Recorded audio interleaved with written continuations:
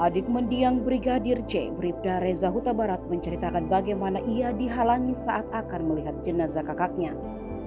Bahkan ketika dirinya hendak menggendong dan melihat sang abang untuk terakhir kali pun tak diperbolehkan. Tangisan Mahareza Rizky Huta Barat tak terbendung kala menceritakan itu pada persidangan di Pengadilan Negeri Jakarta Selatan pada Selasa 25 Oktober kemarin.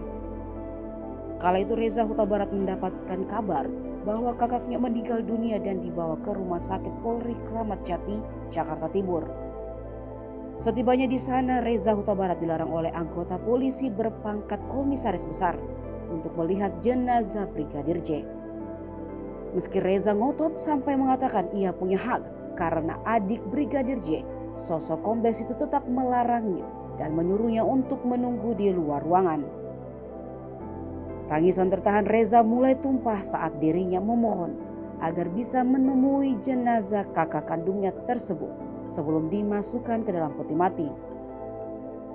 Permohonan itu bukan sekali diucapkan Reza, namun yang didapat hanya perintah untuk tetap menunggu dan tidak boleh melihat kakaknya.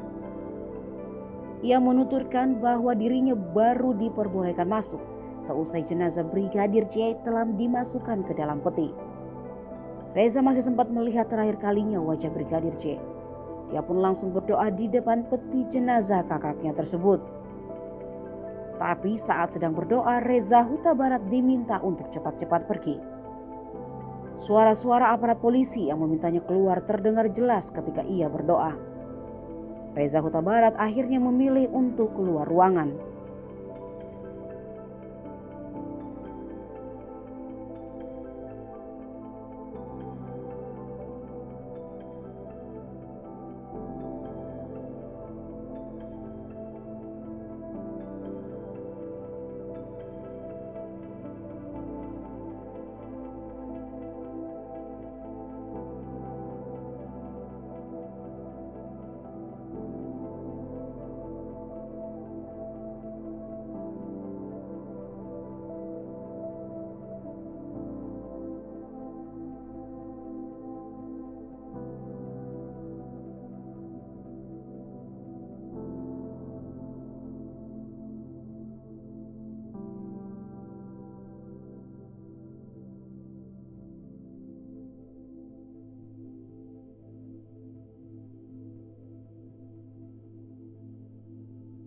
Terima kasih sudah nonton.